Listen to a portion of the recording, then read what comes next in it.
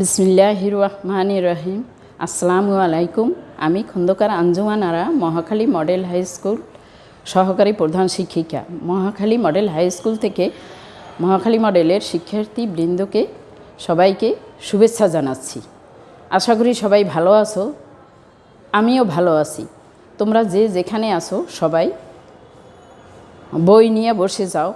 আমি আজকে সপ্তম শ্রেণীর বিজ্ঞান বইয়ের দ্বিতীয় অধ্যায় নিয়ে আলোচনা করব। এটি হলো উদ্ভিদ ও প্রাণীর কোষীয় সংগঠন। কোষ আমি প্রথমেই বলি, কোষ কাকে বলে। কোষ হইল একটি জীবদেহের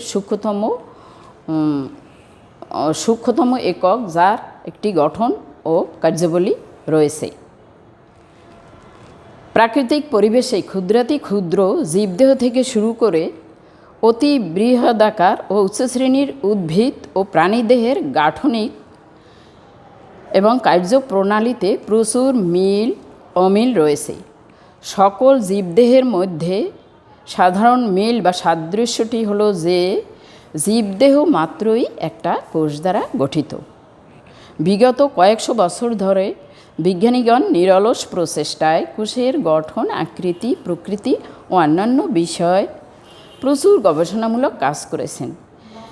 একটি জীবদেহের সব গঠন প্রকৃতি, একটি জীবদেহের সব কোষের গঠন প্রকৃতি কিন্তু একরকম নয়, বরং ভিন্ন। আমরা এ পরিচ্ছেদে কোষের গঠন বর্ণনা করব, কিন্তু নিম্নে বর্ণিত সকল অঙ্গাণু একসাথে এক কোষে পাওয়া যায় না। তাই মোটামুটি সব ধরনের কোষে যেসব ক্ষুদ্র অঙ্গগুলো পরিলক্ষিত হয় সেগুলো বর্ণনার জন্য একটি কোষের আওতায় এনে এখানে উপস্থাপন করা হয়েছে। প্রথম দিকে যৌগিক অণুবীক্ষণ যন্ত্রের সাহায্যে বিজ্ঞানীরা কোষের যেসব ধারণা পেয়েছিলেন তা ইলেকট্রন অণুবীক্ষণ যন্ত্র আবিষ্কারের পরে আরও সুস্পষ্ট ও বিস্তারিত হয়েছে। সেই আলোকে একটি আদর্শ কোষ আলোচনা করা হইল। আর একটা জিনিস, এ অধ্যায় পাঠ শেষে আমরা যেটা জানতে পারবো তা হলো উদ্ভিদ ও প্রাণী কোষের চিহ্নিত চিত্র অঙ্কন করতে পারবো। প্রাণী এবং উদ্ভিদ কোষের তুলনা করতে পারবো। উদ্ভিদ কোষের বিভিন্ন অঙ্গাণুর গঠন ও কাজ ব্যাখ্যা করতে পারবো। আসো তাহলে আমরা একটা আদর্শ উদ্ভিদ কোষ নিয়ে আলোচনা করি। প্রতিটি জীবদেহ এক বা একাধিক কোষ দিয়ে গঠিত। একটি আদর্শ উদ্ভিদ কোষ প্রধানত দুটি অংশ নিয়ে গঠিত। একটা হলো কোষ প্রাচীর আর একটা হলো প্রোটোপ্লাজম। কোষ প্রাচীর উদ্ভিদ কোষের কোষঝিল্লির বাহিরে জড় পদার্থ দিয়ে তৈরি একটি পুরু প্রাচীর, একে কোষ প্রাচীর বলে।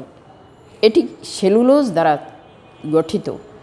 প্রাণী কোষে কিন্তু এ ধরনের কোষ প্রাচীর পাওয়া যায় না। প্রাণী কোষের আবরণটি প্লাজমা পর্দা দ্বারা গঠিত। কোষের সজীব অংশকে রক্ষা করা এবং কোষের সীমারেখা নির্দেশ করা হলো এই কোষ প্রাচীরের প্রধান কাজ। এখানে ছবি দেয়া আছে, এটা হইল কোষ প্রাচীর। প্রত্যেকটা অংশের ছবি দেয়া আছে, তোমরা লক্ষ্য করে দেখো। তাহলে আমরা কোষ প্রাচীর পেলাম, এর গঠন জানলাম, কাজ জানলাম। এরপরে 2 নম্বরে সেটা আসো প্রোটোপ্লাজম কাকে বলে। প্রোটোপ্লাজম হইল কোষ প্রাচীরের পরেই প্রোটোপ্লাজম কোষের অর্ধতরল জেলির মতো আঠালো ও দানাদার বর্ণহীন সজীব অংশ। প্রোটোপ্লাজমের নানাবিধ বিক্রিয়ার ফলে জীবনের বৈশিষ্ট্যগুলো পরিলক্ষিত হয়। এটি বিভিন্ন জৈব ও অজৈব যৌগ সমন্বয়ে গঠিত। প্রোটোপ্লাজমে পানির পরিমাণ সাধারণত শতকরা 67 থেকে 90%। প্রোটোপ্লাজম প্রধান দুটো অংশে বিভক্ত। একটা হলো সাইটোপ্লাজম আর একটা হলো নিউক্লিয়াস। এখানে দেয়া আছে, এই কোষের ছবি থেকে দেখো, এটা হলো নিউক্লিয়াস। কোষ প্রাচীরের পরে সব অংশটুকু আমরা জানি প্রোটোপ্লাজম। প্রোটোপ্লাজমের ভিতরে এক পার্শ্বে অবস্থিত গোলাকার অর্ধগলিত যে তরল পদার্থটি, তরল পদার্থে পরিপূর্ণ যে পদার্থটি, তাকে নিউক্লিয়াস বলে। নিউক্লিয়াসের বাহিরে যে নিউক্লিয়াসকে বাদ দিয়ে নিউক্লিয়াসের বাহিরে যে অংশগুলো থাকে তাকে বলে সাইটোপ্লাজম। এবারে আমরা সাইটোপ্লাজমের ভিতরে কী কী অঙ্গাণুগুলো থাকে সেগুলো সম্পর্কে জানব। কোষের প্রোটোপ্লাজমের নিউক্লিয়াসের বাহিরে জেলির মতো অংশকে সাইটোপ্লাজম বলে। সাইটোপ্লাজমের অভ্যন্তরে অবস্থিত বিভিন্ন জৈবনিক ক্রিয়াকলাপের সাথে সংশ্লিষ্ট সজীব বস্তুসমূহকে একত্রে সাইটোপ্লাজমীয় অঙ্গাণু বলা হয়।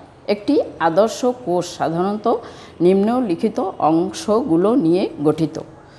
1 নম্বরে plastid, mitochondria, Golgi body, endoplasmic reticulum. এখানে ছবি দেওয়া আছে, তোমরা লক্ষ্য করো ছবিতে, এবং বইয়েও ছবি আছে তোমাদের সামনে। এন্ডোপ্লাজমিক জালিকা, রাইবোজোম, লাইসোজোম ও সেন্টিওল।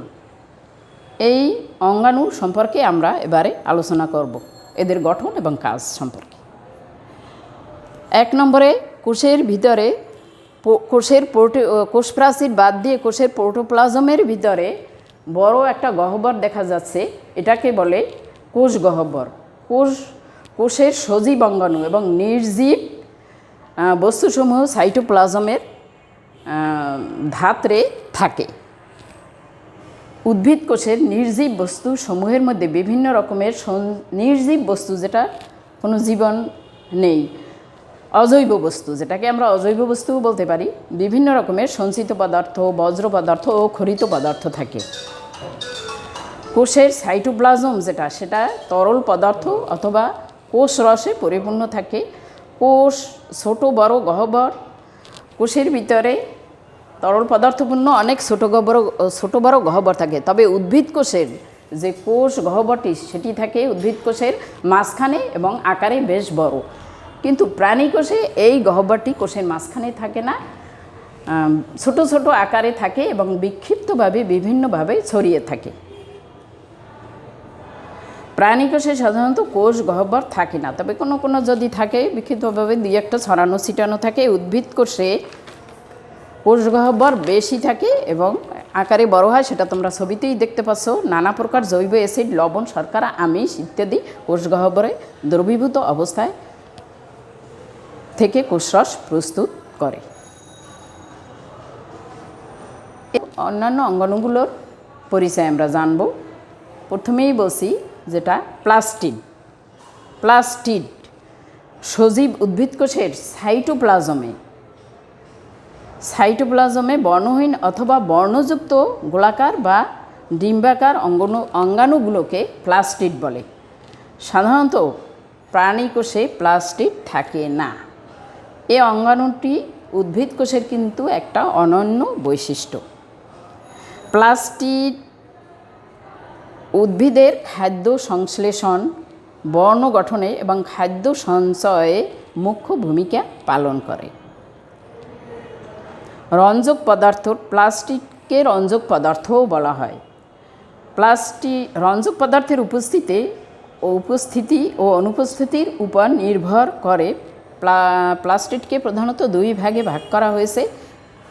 একটি হলো কর্মোপ্লাস্টিড বা কর্মোপ্লাস্ট বা বর্ণযুক্ত প্লাস্টিড, এবং আরেকটা হলো লিউকোপ্লাস্ট বা বর্ণহীন প্লাস্টিড। কর্মোপ্লাস্টকে আবার 2 ভাগে ভাগ করা হয়েছে। একটা হলো ক্লোরোপ্লাস্ট ও ক্রোমোপ্লাস্ট। এদের মধ্যে 3টি অংশ পরিলক্ষিত হয়, যথা আবরণী, স্ট্রোমা এবং গ্রানা। প্লাস্টিডের মধ্যে ক্লোরোপ্লাস্ট সবুজ বর্ণের ক্লোরোফিল নামক রঞ্জক পদার্থ থাকায় এরা সবুজ বর্ণ ধারণ করে। সালোক সংশ্লেষণে সহায়তা করা এদের প্রধান কাজ। ক্রোমোপ্লাস্ট ফুলের পাপড়ি ও ফলের ত্বকে বিভিন্ন বর্ণযুক্ত বর্ণ বৈচিত্র্য সৃষ্টি করে। সবুজ ফল পাকার সময় ক্রোমোপ্লাস্টে রূপান্তরিত হয়ে বর্ণ বৈচিত্র্য সৃষ্টি করে। টমেটোর যে লাল টকটকে রং দেখতে পাই আমরা, এটা ক্রোমোপ্লাস্টের লাইকোপেন নামক রঞ্জক পদার্থের জন্য হয়। ক্রোমোপ্লাস্টে লাল, কমলা ও হলুদ বর্ণের ক্যারোটিনয়েড নামক রঞ্জক পদার্থ রয়েছে। প্লাস্টিড মানে উদ্ভিদের রঙিন যে পদার্থগুলো, উদ্ভিদ বিভিন্ন বর্ণে, ফুল ফল বিভিন্ন বর্ণে বর্ণিত হয়, এটা এই প্লাস্টিডের জন্যই হয়। আমি আগেই বলেছি, প্লাস্টিড হলো উদ্ভিদ কোষের একটি অনন্য বৈশিষ্ট্য। উদ্ভিদের যে অংশে আলো পৌঁছায় না সেসব অংশে কোষে লিউকোপ্লাস্ট থাকে। যেমন মূলের কোষে প্লাস্টিড সূর্যালোকের প্রভাবে এই প্লাস্টিডগুলো আবার রূপান্তরিত হয়ে সূর্যের আলো রূপান্তরিত হয়ে ক্লোরোপ্লাস্টে পরিণত হয়। তোমরা নিশ্চয়ই লক্ষ্য করে থাকবে, যদি সবুজ দুর্বা ঘাস ইট দিয়ে কিছুদিন ঢাকা থাকে তবে ঘাসগুলো সাদা হয়ে যায়, কারণ ক্লোরোপ্লাস্টগুলো লিউকোপ্লাস্টে রূপান্তরিত হয়ে যায়। পরবর্তীতে ইট সরিয়ে নিলে সূর্যের আলোয় ঘাসগুলো আবার সবুজ বর্ণ হয়ে যায়। এতে প্রমাণিত হয়ে যে এক ধরনের প্লাস্টিড রূপান্তরিত হয়ে অন্য ধরনের প্লাস্টিডে পরিণত হয়। এরপরে উদ্ভিদ কোষের ভিতরে যে অঙ্গাণুটি, সেটি হলো মাইটোকন্ড্রিয়া। সজীব উদ্ভিদ ও প্রাণীকোষের সাইটোপ্লাজমে বিক্ষিপ্তভাবে ছড়িয়ে থাকা ছোট ছোট দণ্ডাকার অঙ্গাণুগুলোকে মাইটোকন্ড্রিয়া বলে। এক বচনে মাইটোকন্ড্রিয়ন। প্রতিটি মাইটোকন্ড্রিয়ান দ্বি-স্তর পর্দা দ্বারা আবৃত থাকে। এর বহিঃপর্দাটি থাকে মসৃণ, কিন্তু অন্তঃপর্দাটি আঙুলের মতো অনেক ভাঁজ সৃষ্টি করে। এদেরকে ক্রিস্টি বলে। এখানে মাইটোকন্ড্রিয়ার চিত্র কোষের ভিতরে তোমরা দেখতে পাচ্ছ। কোষের যাবতীয় বিপাকীয় কাজ এবং শক্তির উৎস হচ্ছে এই মাইটোকন্ড্রিয়া। এজন্য মাইটোকন্ড্রিয়াকে কোষের পাওয়ার হাউস বলা হয়। সবুজ উদ্ভিদ কোষে এর সংখ্যা বেশি, তবে প্রাণী যকৃত কোষে এদের সংখ্যা সহস্রাধিক। এরপরে কোষের ভিতরে যে অঙ্গাণুটি আমরা পড়ব সেটা হলো গোলজি বডি। এগুলো পর্দা ঘেরা গোলাকার বা সূত্রাকার অঙ্গাণু, যা নিউক্লিয়াসের কাছাকাছি অবস্থান করে। উৎসেচক, হরমোন ইত্যাদি ক্ষরণ করা এর কাজ। এরপরে আসো সেন্ট্রিওল। প্রাণীকোষে নিউক্লিয়াসের কাছে দুটি ফাঁপা নলাকার বা দণ্ডাকার অঙ্গাণু দেখা যায়, তাদের সেন্ট্রিওল বলে। সেন্ট্রিওল সাধারণত একটি স্বচ্ছ দানাবিহীন সাইটোপ্লাজম দ্বারা আবৃত থাকে। এই অংশকে সেন্ট্রোজোম বলে। উদ্ভিদ কোষে সেন্ট্রিওল সাধারণত থাকে না, তবে নিম্ন শ্রেণীর উদ্ভিদ কোষ যেমন ছত্রাক, এতে মাঝে মাঝে দেখা যায়। প্রাণীকোষ বিভাজনের সময় অ্যাস্টার রে গঠন করা সেন্ট্রিওলের প্রধান কাজ। নিউক্লিয়াসে সেটা হলো নিউক্লিয়াস। প্রোটোপ্লাজমের পর্দা দিয়ে বেষ্টিত সর্বাপেক্ষা ঘন বস্তুকে নিউক্লিয়াস বলে। এখানে চিত্রে তোমরা দেখতে পাচ্ছ, এই গোল যে অধিকতর ঘন যে কালো বস্তুটি, এই পুরো অংশটাকে নিউক্লিয়াস বলে, এবং নিউক্লিয়াসের ভিতরে অধিকতর যে কালো বস্তুটি, এটাকে বলে নিউক্লিওলাস। প্রতিটি এই নিউক্লিয়াস 4টি অংশের সমন্বয়ে গঠিত। 1 নম্বর নিউক্লিয়ার মেমব্রেন বা নিউক্লিয়াসের পর্দা, এটাকে বলে নিউক্লিয়াসের পর্দা। ভিতরের এই নিউক্লিয়াসের পর্দা ব্যতীত ভিতরে সব অংশটুকুকে বলে নিউক্লিওপ্লাজম। অধিকতর ঘন যে গোল বস্তুটি, এটাকে বলে নিউক্লিওলাস। এর ভৌত গঠন প্রক্রিয়ার প্রকৃত সময় কোষ বিভাজন এবং পূর্ব মুহূর্তে ইন্টারফেজ দশায় নিউক্লিয়াসের 4টি অংশ নিচে আলোচনা করা হইল। নিউক্লিয়ার পর্দা। সজীব ও দ্বিস্তর বিশিষ্ট পর্দা দিয়ে প্রতিটি নিউক্লিয়াস আবৃত থাকে, তাকে নিউক্লিয়ার পর্দা বলে। নিউক্লিয়ার পর্দা অসংখ্য ছিদ্রযুক্ত। এসব ছিদ্রের নাম নিউক্লিয়ার রন্ধ্র। রন্ধ্র মানে ছিদ্র। নিউক্লিয়ার পর্দা সাইটোপ্লাজমের সাথে নিউক্লিয়াসের বিভিন্ন বস্তুর যোগাযোগ রক্ষা করে এবং নিউক্লিয়াসকে রক্ষণাবেক্ষণ করে। এরপরে নিউক্লিয়াসের পর্দা ব্যতীত নিউক্লিয়াসের ভিতরে সমস্ত বস্তুকে নিউক্লিওপ্লাজম বলে।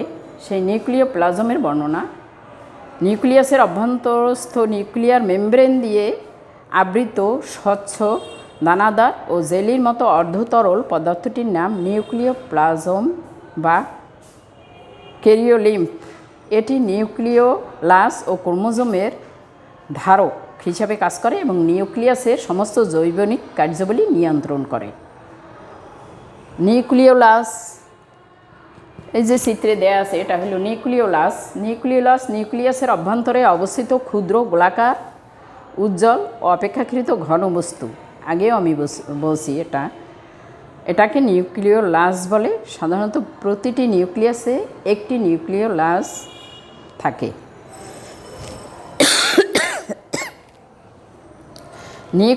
এরপরে আসি নিউক্লিয় জালিকা বা এর আর এক নাম ক্রোমাটিন তন্তু।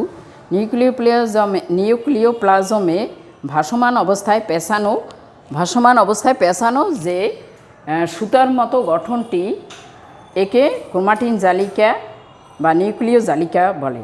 কোষ বিভাজনের সময় এই সুতার মতো তন্তুটি বিভিন্ন টুকরায় বিভক্ত হয়ে যায়। প্রতিটি টুকরাকে তখন এই এক একটা অংশকে বলে তখন ক্রোমোজোম। এরপরে আমি বাড়ির কাজ দিয়ে আজকের পাঠ শেষ করব। তোমরা বাড়ির কাজ লিখে নেবে। বোর্ডে লেখা আছে, তোমরা লক্ষ্য করো। বাড়ির কাজ: 1 নম্বর, একটি উদ্ভিদ ও প্রাণী কোষের চিহ্নিত চিত্র অঙ্কন করো। 2 নম্বর, কোষের বিভিন্ন অঙ্গাণুর গঠন ও কাজ বর্ণনা করো। এখানেও সকলকে শুভেচ্ছা জানিয়ে আমি আজকের পাঠ এখানেই শেষ করেছি। খোদা হাফেজ।